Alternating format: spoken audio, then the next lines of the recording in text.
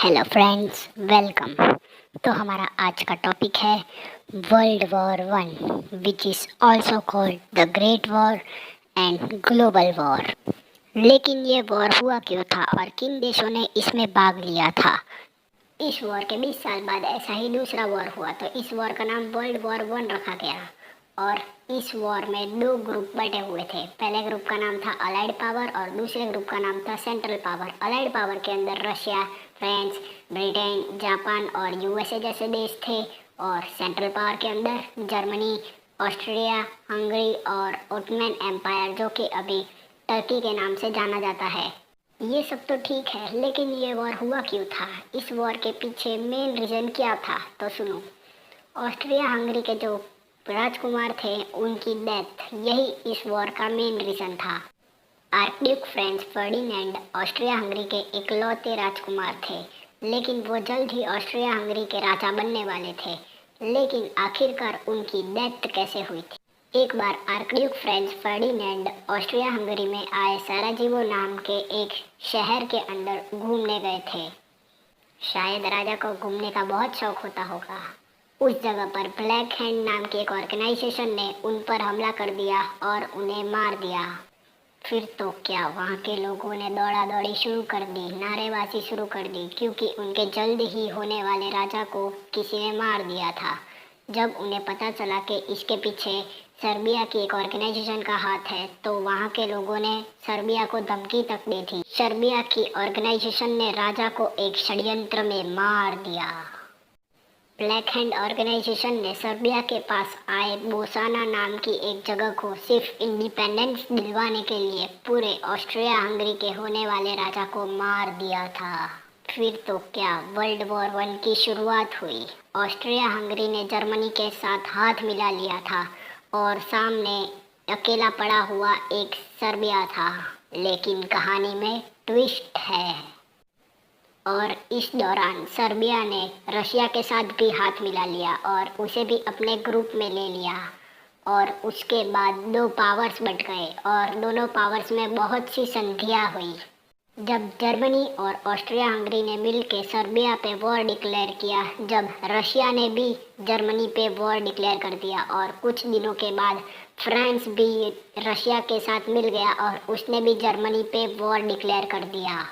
फिर जर्मनी अकेला पड़ गया। उसने सबसे पहले फ्रांस को अपने रास्ते से हटाना चाहा, क्योंकि उसको पता था कि रशिया का मिलिट्री बेस बहुत ही पावरफुल है, तो अगर वो फ्रांस को सबसे पहले अपने रास्ते से हटाए तो अच्छा होगा। जर्मनी फ्रांस पर अटैक करने के लिए बिल्कुल तैयार था और उसने फ्रांस तक जाने के लिए बेल्जियम का रास्ता चुना।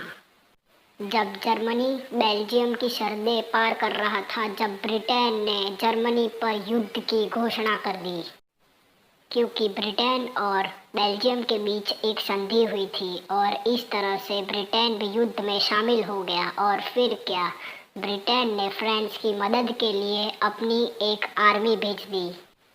जर्मनी फ्रांस की सरहदों में घुस तो गया, लेकिन फ्रांस को हरा नहीं पाया, क्योंकि ब्रिटेन का सपोर्ट था फ्रांस को।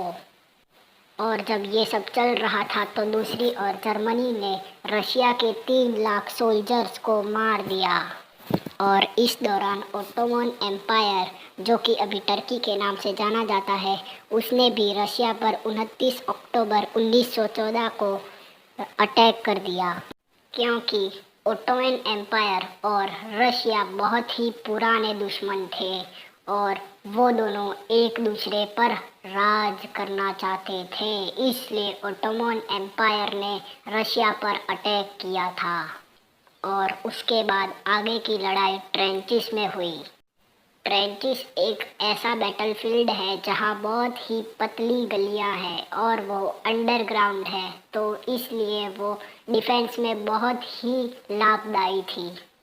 और फिर बैटल ऑफ सोम शुरू हुआ, जो 1 जुलाई 1916 से 18 नवंबर 1916 तक चला। बैटल ऑफ सोम में जर्मनी ने ब्रिटेन में समुद्री युद्ध शुरू कर दिया और उनकी सबमरीन, जिसका नाम था यू बोट, उसने अलाइड पावर की जहाज़ों की बैंड बजा दी। ये सब तो ठीक है, लेकिन कुछ दिनों बाद जर्मनी ने एक पैसेंजर्स के जहाज़ों पर हमला कर दिया और उस घटना में 1200 पैसेंजर्स की डेथ हो गई और वो 1200 पैसेंजर यूरोप से अमेरिका तक जा रहे थे। फिर अमेरिका थोड़ी शांत बैठेगा, उसने भी वर्ल्ड वॉर 1 में हिस्सा ले लिया।